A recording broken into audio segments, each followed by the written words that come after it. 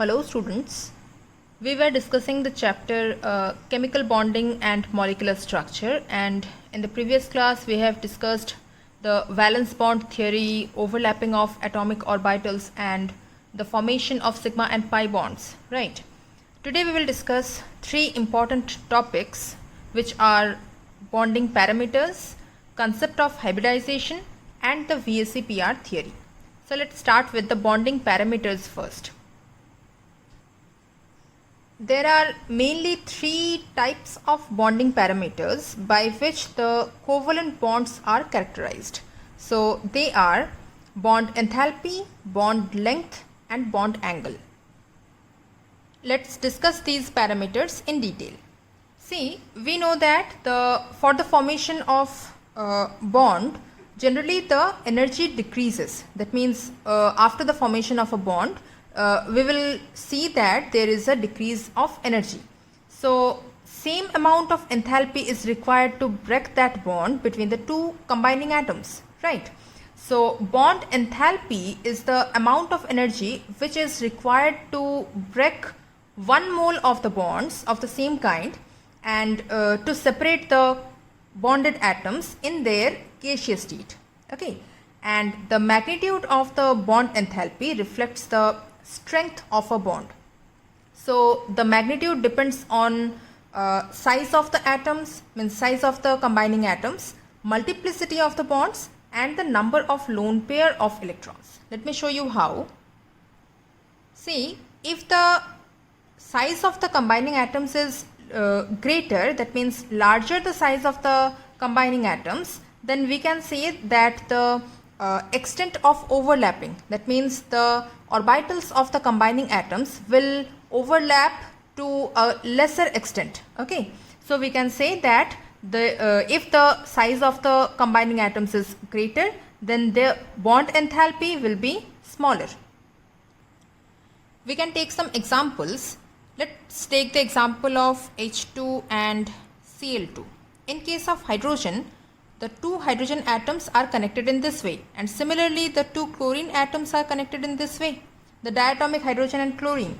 So in case of hydrogen, as the atomic radius is smaller, the two combining hydrogen atoms have small size. So what will happen? The bond energy will be greater. Okay, generally the bond enthalpy for this hydrogen bond, that is the bond between the two separate hydrogen atoms, is near about 435.8 kilojoule. Now in case of chlorine, as the atomic radius or size of the chlorine atom is greater than hydrogen, naturally the extent of overlapping will be smaller and the bond enthalpy, the energy required to break this bond, will be smaller. Okay, so the bond enthalpy of this chlorine gas, the bond enthalpy of the two chlorine atoms, okay, this is 237 kilojoule per mole. Now we can write it in this way. Okay, so bond enthalpy is the amount of energy required to break 1 mole of the bonds of same kind so as to separate the bonded atoms in their gaseous state. Clear? Now the next magnitude of bond enthalpy is, means on which the bond enthalpy depends, is the multiplicity of bonds. So bond multiplicity or multiplicity of bonds means the number of electrons which are shared between the two separate atoms, it increases. That means we can take the example of carbon-carbon single bond, carbon-carbon double bond, carbon-carbon triple bond. Okay, so what happens? The magnitude of the bond enthalpy, it increases with the multiplicity of the bonds. That means if the number of bonds, the single bond or double bond or triple bond, if the number of bonds increases, then the bond enthalpy also increases. That means it becomes tough to break the double or triple bond as compared to that of the single bond. Okay, so we can say that it is due to the fact that with the increase in the bond multiplicity, the number of shared electrons between the atoms increases. So the attractive forces between the nuclei and the electrons also increases, and hence we can say that the magnitude of the bond enthalpy also increases. Clear? So we can simply write it like this, that carbon-carbon single bond, that means the bond enthalpy for the single bond is lesser than the bond enthalpy of carbon-carbon double bond, and this is lesser than the carbon-carbon triple bond. Clear? So in this way we can say that with increase in bond multiplicity, the bond enthalpy increases. Okay. Another factor is the number of lone pair of electrons. What happens if the number of lone pair of electrons is present in greater amount, then what will happen? The greater repulsive interaction between the lone pair and the bond pair, due to that greater repulsive interaction, the bond enthalpy will decrease. Am I clear? That means if there is, let's take the example. Suppose this is the carbon-carbon single bond. Okay, there is no lone pair of electron on the two separate carbon atoms. But if the bond is between two nitrogen atoms, then generally there are the lone pair of electrons on nitrogen. Clear? Again, if we take the example of oxygen, then there are two lone pair of electrons on each of the oxygen atoms. Again, in case of fluorine, there are three lone pair of electrons on the two separate fluorine atoms, right? So the bond is single bond in all the cases, but number of lone pairs, it is getting increased means in each case. That means here only there are no lone pair of electrons. Here only one lone pair of electron is there on the two separate nitrogen atoms, one each. Okay, there are 4 electrons. That means we can say that 2 lone pair electrons are there on each, and here 3 lone pair of electrons on each. Okay, so in this case we can say that the bond enthalpy for this one will be maximum, then the bond enthalpy of this one, and it will decrease in this way. Okay, so we can say that greater the number of lone pair of electrons, greater will be the repulsive interaction between the bond pair and lone pair, and smaller will be the bond enthalpy. Clear? There is always a repulsive force of attraction or interaction between the lone pair and the bond pair of electrons. Clear? So lone pair means those electrons which are not taking place in which are not taking part in the bonding, and bond pairs are the electrons which are taking part in bonding. So there is always a repulsive interaction between the lone pair and bond pair, and due to this repulsive interaction, the bond enthalpy decreases in this order. Clear? The next bonding parameter is bond length. So we can define bond length as the average distance between the center of the nuclei of the two combining atoms. Okay. Now bond length can be of two types. In case of ionic compounds, the bond length is the sum of the ionic radii of the cation and the anion in a crystal. Okay. And in case of the covalent compound, the bond length is equal to the sum of the covalent radii of the combining atoms. Clear? Now bond length depends on the size of the atoms and nature of the bonds. See, if the size of the combining atoms increase, then the distance between the center of the two nuclei will increase, and naturally the bond length will increase. So bond length increases with the increase in the size of the atoms. Clear? And bond length is generally expressed in terms of angstrom or picometers. Clear? Now in case of the bond multiplicity, if the number of bonds increases, then what will happen? The bond length will decrease. So we can explain this. See, if the bond multiplicity increases, that means the larger the number of electrons shared by the two combining atoms, greater will be the attractive force between the electrons, right, and the nuclei. Means the attractive forces between the electrons and the nuclei will increase. Naturally, the bond length will decrease. Am I clear? If we take the example of carbon-carbon single bond, carbon-carbon double bond, and carbon-carbon triple bond, you can see here that in this case there are only 2 electrons shared by these 2 carbon atoms. But in this case, 4 electrons are shared by these two combining atoms, and here 6 electrons are shared.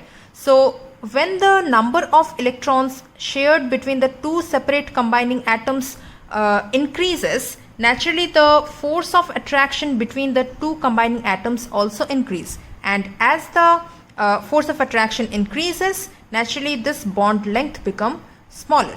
Clear? So here the bond length of carbon-carbon single bond is greater, then carbon-carbon double bond, and finally carbon-carbon triple bond. So the bond length of carbon-carbon triple bond is least among these three. Clear? The next bonding parameter is bond angle. Bond angle is the average angle between the bonds. That means the lines which represent the orbitals containing the bonding electrons. Clear? Bond angles are represented in or it is expressed in degrees or minutes or seconds. Let me show you. In case of the methane, the shape is like this, and the bond angle, this is the bond angle. That means the angle between these two bonds. Okay, this is near about 109 degree, and actually it is 109 degree and 28 minutes. Clear?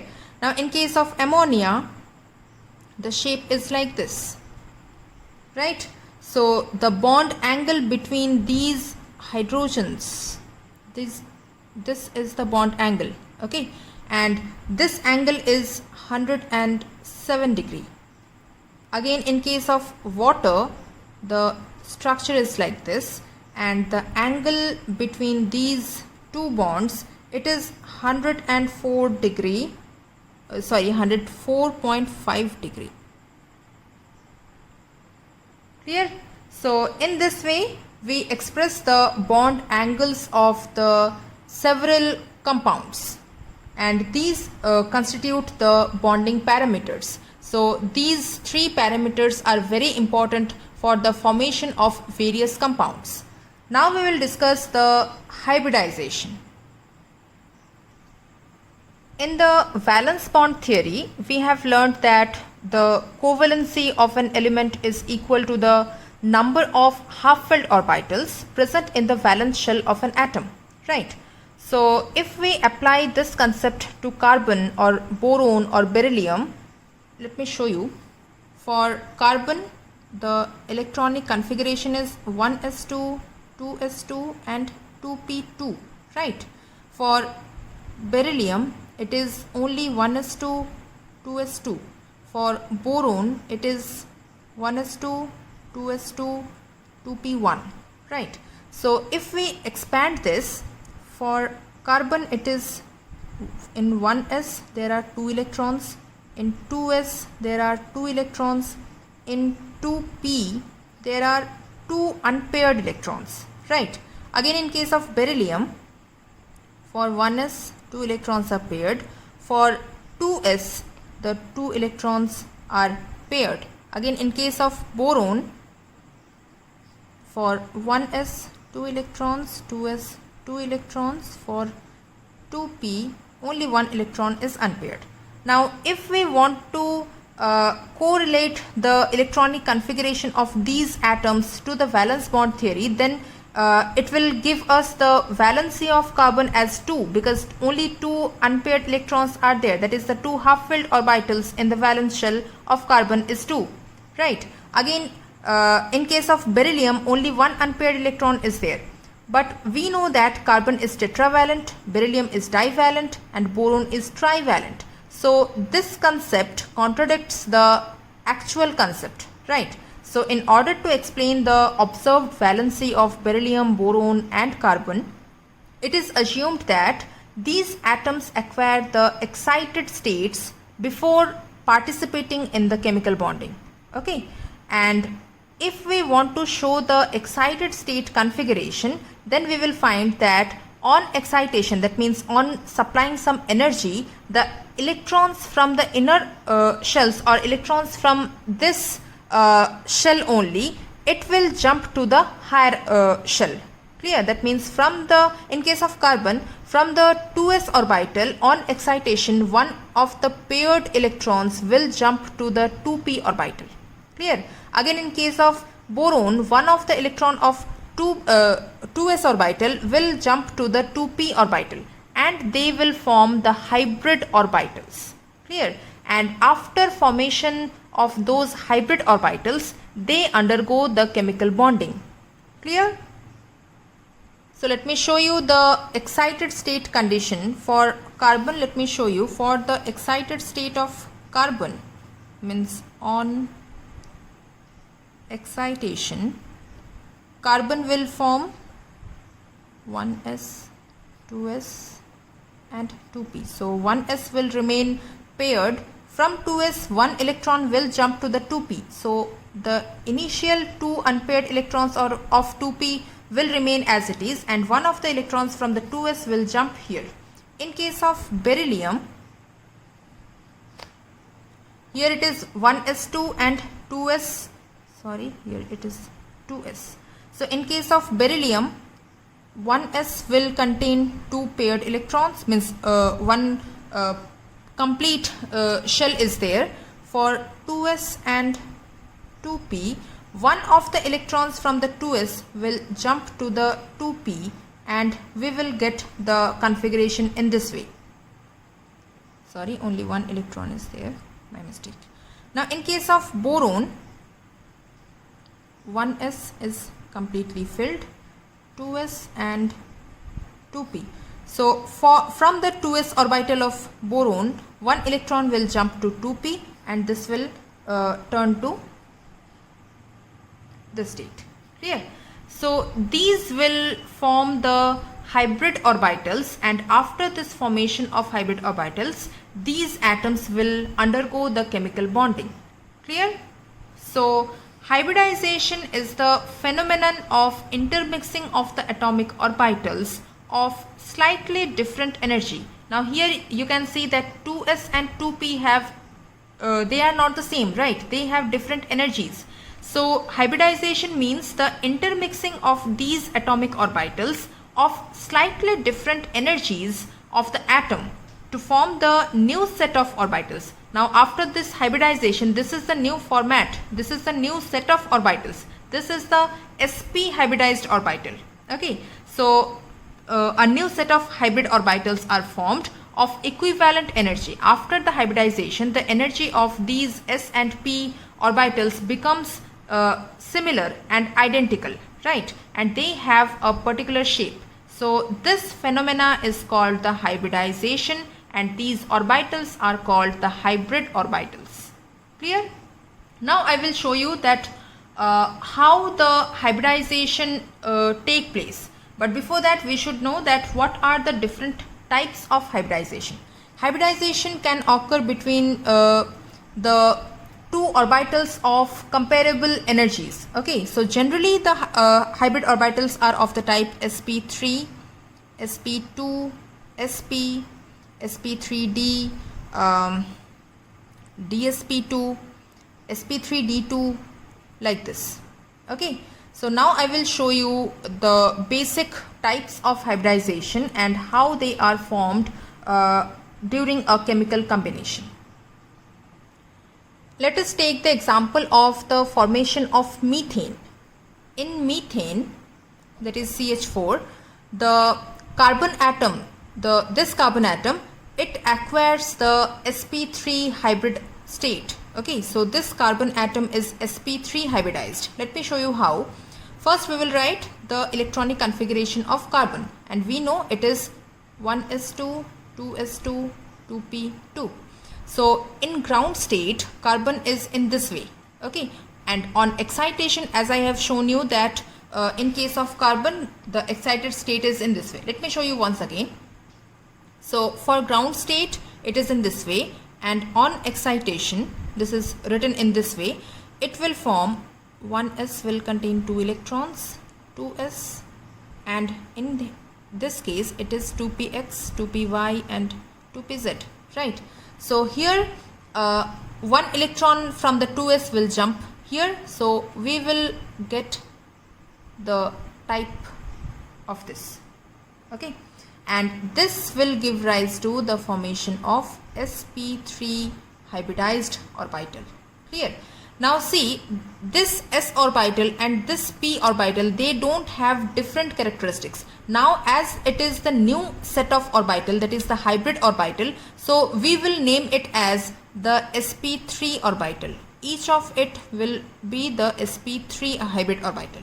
Okay, now in this sp3 hybrid orbital, the 4 separate hydrogen atoms will get occupied. Okay, so we will show it in this way. These red marked electrons of opposite spins are the electrons of hydrogen. Clear? So in this way, the 1s electron of hydrogen atom will get combined with the sp3, the 4 sp3 hybrid orbital of carbon. Let me show you the original orbital picture of methane.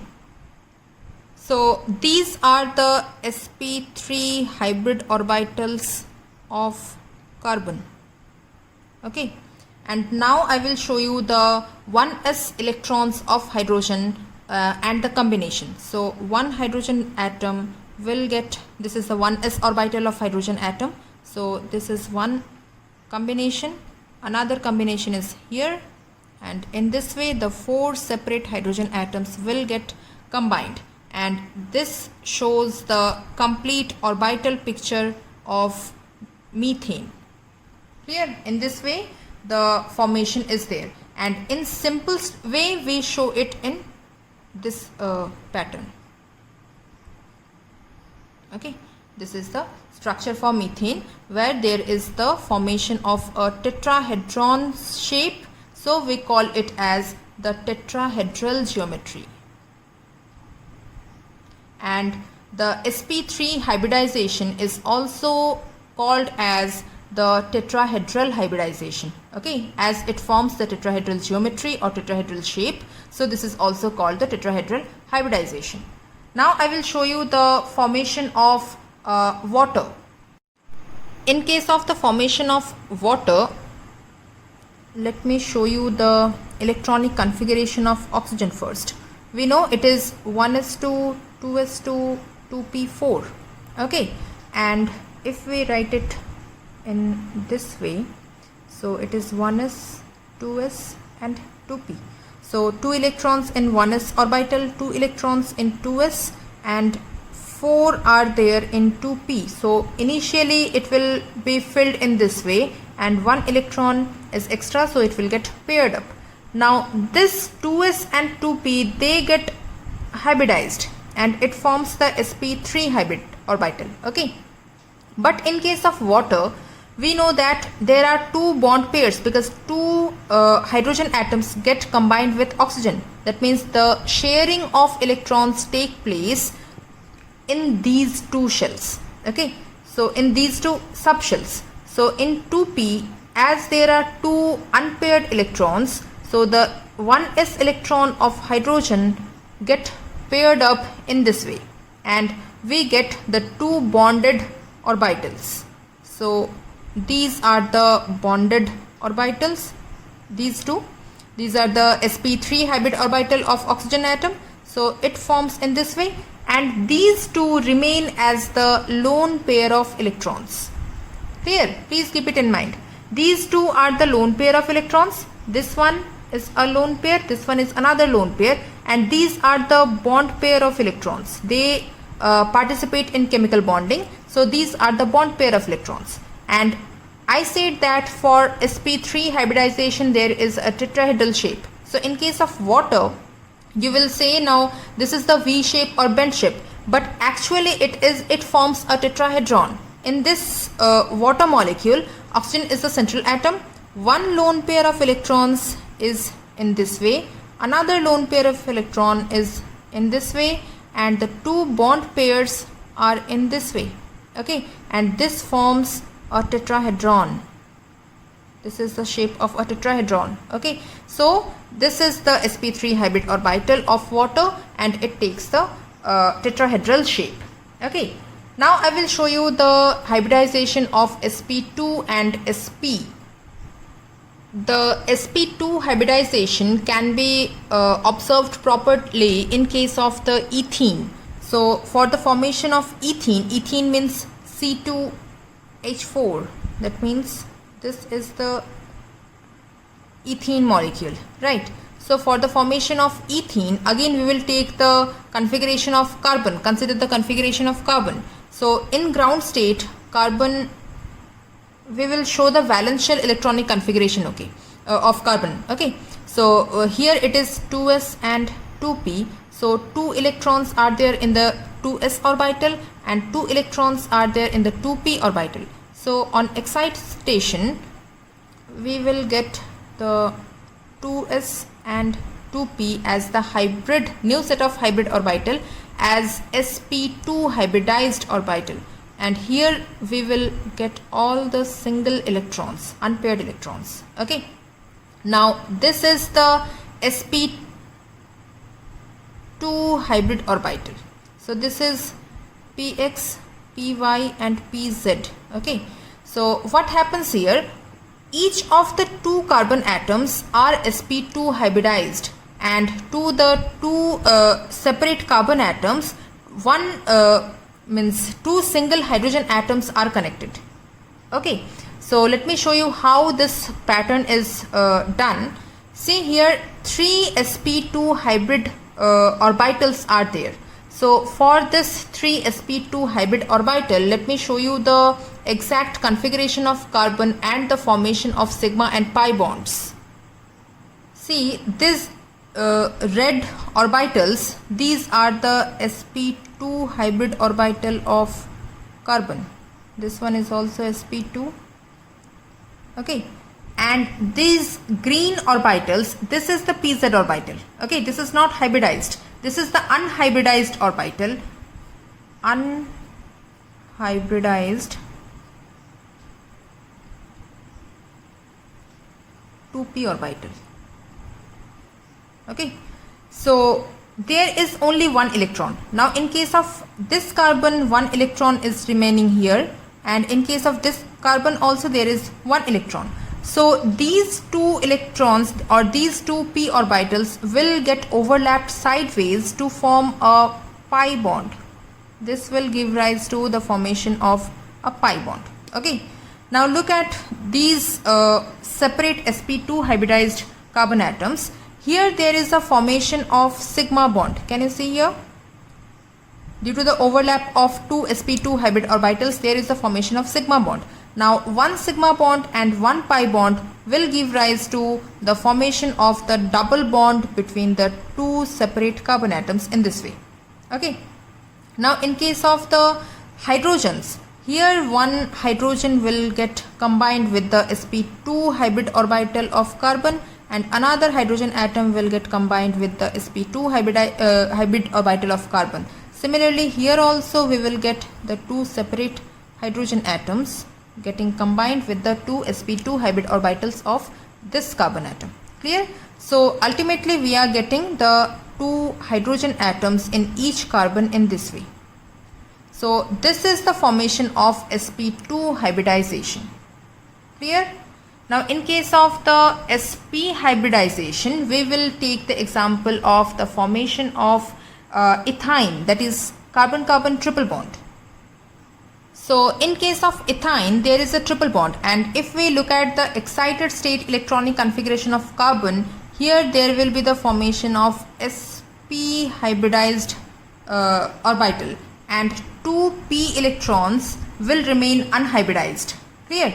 So if there is the overlap, let me show you the overlap here. See, these are the two separate carbon atoms where there are only two sp orbitals, hybrid orbitals, okay. So these are the sp hybrid orbitals, and here due to the head-on collision of the or head-on overlap of the two sp hybrid orbitals, one sigma bond is formed over here, okay. Now by this one and this one, these two orbitals, these green and black orbitals, they are the unhybridized p orbitals. These are the unhybridized p orbitals, and they are shown in this way, okay. So here due to the sidewise overlap of the two p orbitals, there is the formation of two separate pi bonds. Okay, and here with the sp hybrid orbital, there is the combination of the two separate hydrogen atoms and formation of two separate sigma bonds. So this shows the carbon-carbon triple bond and one hydrogen each to this carbon atom. Clear? So in this way the hybridization takes place, and I have shown you the formation of sp3, sp2 and sp hybrid orbital. Similarly, the sp3d and the separate d orbital hybridizations are also there, but no need to go in detail with that. Just keep it in mind that in this way the hybridization takes place. And related to these hybridization, we will now discuss the VSEPR theory, that is the valence shell electron pair repulsion theory. So the VSEPR theory provides a simple method to predict the shapes of the covalent molecules, and this theory was developed by Sidgwick and Powell, and later on it was improved. So basically the VSEPR theory, it is based upon the fact that in a polyatomic molecule, the direction of bonds among the central atom depends upon the total number of electron pairs in its valence shell. That means the central the number of electrons, number of valence electrons actually of the central atom, it is depending on the number of atoms which are getting combined to it. Okay, naturally we will get the number of bond pairs and number of lone pairs, and accordingly we will make, or we will prepare the structure or shape, or we can predict the shape and geometry of the compound. So let me tell you the calculation first. We need to know the number of valence electron of the central atom, and there is a formula for finding out the number of lone pairs and bond pairs.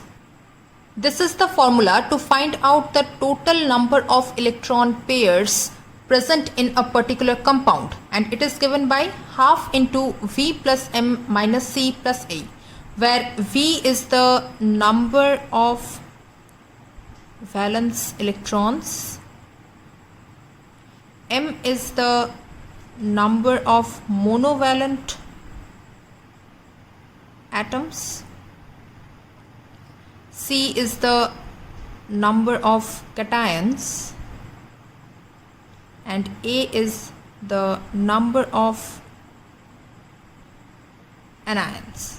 Okay, after calculating the total number of electron pairs, we will calculate the number of bond pairs and lone pairs.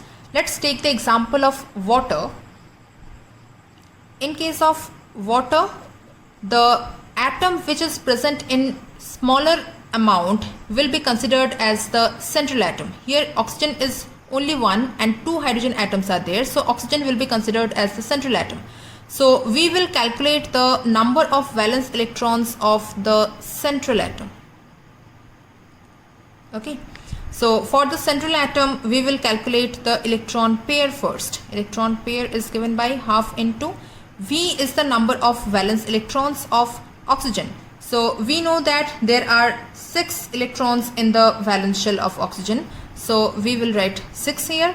Number of monovalent atoms are 2. 2 hydrogens are present, and we know that hydrogen is a monovalent atom, so we will put 2 for the this monovalent atom. There is no cation or anion because this molecule is neutral. So ultimately we will get the number of electron pairs for oxygen in water is 4. Right. So here the total number of electron pair is 4, and 2 bond pairs are there because 2 hydrogen atoms are connected to it. So we can write that bond pair is equal to 2. Now electron pair is equal to bond pair plus lone pair. Okay. So if the bond pair is 2 and electron pair is 4, that means naturally there are 2 lone pairs. So in water we are getting 2 bond pairs in this way and 2 lone pairs in this way, and total number of electron pairs is 4. Clear? Depending on the number of bond pairs and lone pairs, we can show the hybridization and the distribution of the orbitals or geometry, and we can predict the shape of the molecules. Let me show you one chart, then you will understand clearly. Look at this chart. Here first column is for the type of molecule, and here you can see that it is the AB2 type. A is the central atom and B is the combining atom. Now in case of the second column, there are the total number of electron pairs, lone pairs and bond pairs. Then the column is for hybridization, then geometry or the distribution of orbital, shape of the molecule, and finally the example. So let's explain it. Here for the AB2 type, basically we can take the example of this type, okay, where this is the central atom and these are the combining atoms. So total number of electron pair is 2 here. When there are no lone pair of electrons, then the bond pair will be 2 and the hybridization will be sp. Okay, so one s and one p electron will participate in this kind of bond formation to form the 2 electron pairs which are in the bonding condition, that is the bond pair, and the geometry is linear, shape of the molecule is linear, and the example is BeCl2, that is beryllium chloride. Okay, the next one is for the sp2 hybridization. So here one s electron and 2 p electrons participate. So the total number of electron pair is 3 and bond pair is 2. Again it is AB2 type, so bond pair is 2, and on calculating the lone pair will turn to be 1. So for this type it is the trigonal planar, and the example is lead chloride. Here you can see that lead is the central atom and these chlorines are the combining atoms with one lone pair of electrons. Now the question is, in case of BeCl2 it was linear, but in case of PbCl2 it is of this shape. Why is this so? This happens due to the lone pair and bond pair repulsion. Okay, we know that there is the inter-electronic repulsion. So when the electrons are in bonded condition, so there is the bond pair repulsion. Again there is the lone pair bond pair repulsion, and also lone pair repulsion. And the lone pair repulsion is maximum, then the lone pair bond pair repulsion, and finally the bond pair repulsion. So as there is a repulsion between lone pair and bond pair, this lone pair will move away these bond pairs and it won't take the linear shape. Clear? And finally it will take the bent shape, or it is called the V-shaped. But originally this is the shape of a trigonal planar, because this will form, this lone pair and the bond pairs, they will form a trigonal planar structure. Clear? In this way you can, if you see the whole chart, you will get the clear idea of the various shapes and structures with the hybridization of the various compounds. I will give you this chart in the PDF form and get the clear concept of the VSEPR theory from this one. Clear?